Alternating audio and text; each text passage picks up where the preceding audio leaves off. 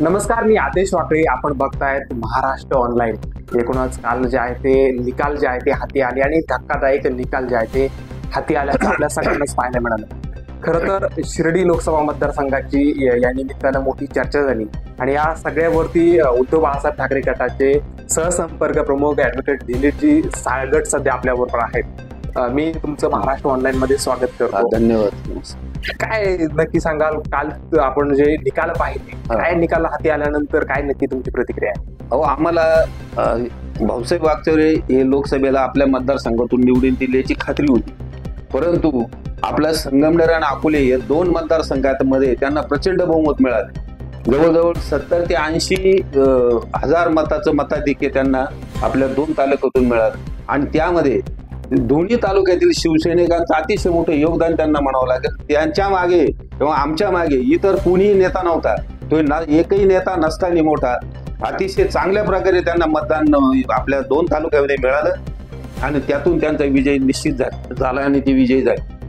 आणि त्यानंतर आपण बाकीच्या तालुक्यांचा जर विचार केला तर सगळीकडे वागचौरे 8-8, 10-10 हजार मतांनी मागे होते. फक्त आपल्या दोन तालुक्यात ज्यांना एवढं प्रचंड बहुमत मिळालं आणि या पठार भागामध्ये तर त्यांना खूपच प्रचंड साहेब, आम्ही ज्यावेळेस ग्राउंडवरती फिरत होतो, आम्ही पत्रकार मित्र, त्यावेळेस वंचित बहुजन आघाडी जी आहे ती वागचौरेंचं मोठं मतदान खाईल आणि वंचितचे जे उमेदवार होते ते प्रॉपर या ठिकाणचे स्थायिक होते, म्हणजे संगमनेर अकोले तालुक्यात त्यांचं मोठं प्रस्थ आहे असं एकूणच बोललं जात होतं. मग या सगळ्याकडे तुम्ही कसं बघितलं आणि कसा प्रचार नक्की यावेळेस जर महाराष्ट्रात आपण बघितलं, वंचित फॅक्टर अजिबात चालला नाही. वंचितला नाकारलेले लोकांनी महाराष्ट्रातल्या, कारण काय झालं, प्रकाश आंबेडकरांनी जी आघाडी बरोबर यायचं होतं ते बरोबर न आल्यामुळे लोकांना त्यांच्याबद्दल अतिशय आदर राहिला नाही आणि त्यांच्याबद्दल संताप निर्माण झाला. त्याच्यातून त्यांना मतदान अतिशय कमी झालेले पूर्ण महाराष्ट्रात झालं ना. आपल्या मतदारसंघामध्ये सुद्धा कमी मतदान झालं. त्याचा फायदा आपल्या उमेदवाराला भाऊसाहेब वागचौरेंना झाला.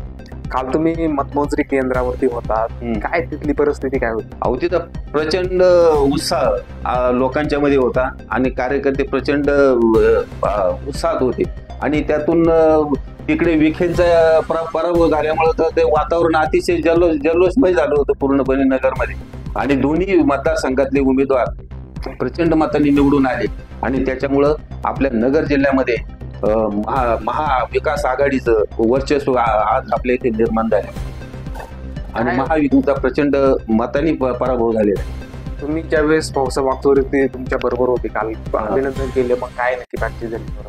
नाही, भाऊसाहेब वागचौरेंना म्हणजे त्यांना तर बोलता येईल अशी परिस्थिती झाली होती, कारण त्यांच्या स्वप्नातही नव्हते परत खासदार होऊ म्हणून, परंतु लोकांच्या आशीर्वादानं आणि आपल्या शिवसैनिकांच्या परिश्रमामुळे ते प्रचंड मतांनी विजय झाले आणि आपल्याला परत एकदा चौथ्यांदा खासदार हा शिवसेनेचा इथे आपल्या शिर्डी लोकसभा मतदारसंघामध्ये झाले. सागर साहेब, मी तुम्हाला जे निवडणुकीची रणधुमाळी होती प्रचाराची, त्यामध्ये तुम्हाला मी तुमच्या संपर्कात कायम होतो. कधी पण म्हणजे 6 वाजता जरी फोन केला तरी तुम्ही खासदार साहेबांबरोबर होते. मग तळेगाव गट असो, आश्वी असो, बोटा असो, हे संपूर्ण फिरत असताना धनशक्ती जी आहे ती समोर होती.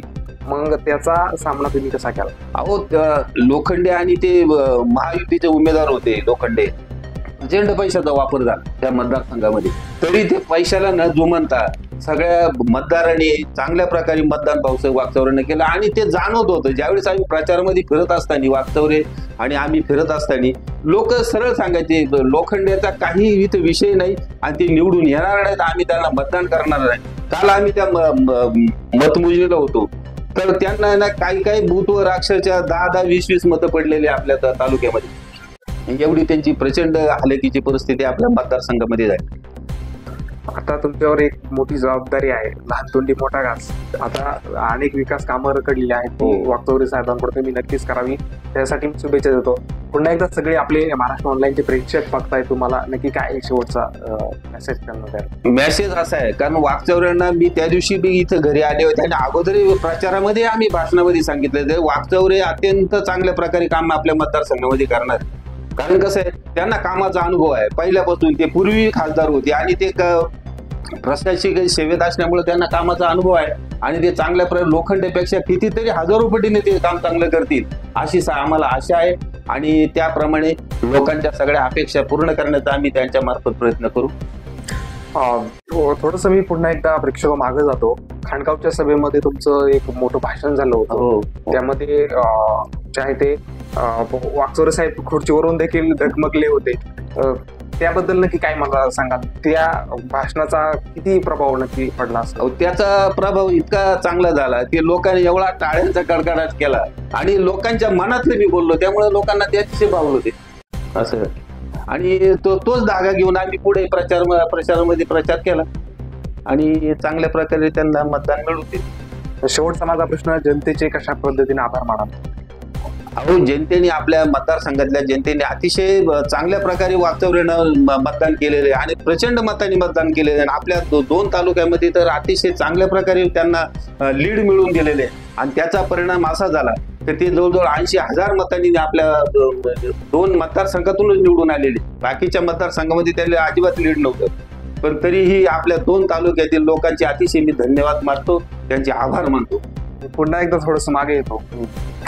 पहिल्यांदा ज्यावेळेस वाकचौरेंचा प्रवेश होणार होता त्यावेळेस काहीसा विरोध आपल्या शिवसैनिकांकडून झाला होता, हे आपल्याला काहीसं मान्य करावं लागेल. मात्र ते सगळं विसरून तो प्रसंग आणि आज ते निवडून आलेत आणि जी कार्यकर्त्यांची सगळी मेहनत पाहता, काय सांग? त्यावेळेस तो तात्पुरता त्यांच्या काही वैयक्तिक अडचणी होत्या, काहीतरी पूर्वीचे वाद होते, त्याच्यातून त्यांचा विरोध होता. पण नंतर मी तो सगळा एकत्र सगळ्यांना करून प्रचाराला सुरुवात करून दिली आणि चांगल्या प्रकारे प्रचार सगळ्या शिवसैनिकांनी केला.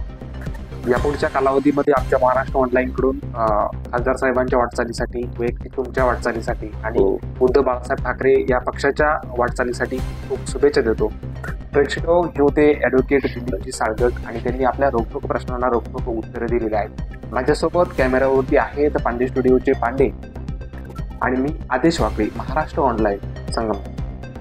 निपक्ष, रोखोक तसेच सामाजिक, आर्थिक, राजकीय, शैक्षणिक, धार्मिक ह्या रोखोक बातम्यांचा आढावा घेण्यासाठी आपल्या MH ऑनलाईनला नक्की सबस्क्राईब करा. धन्यवाद.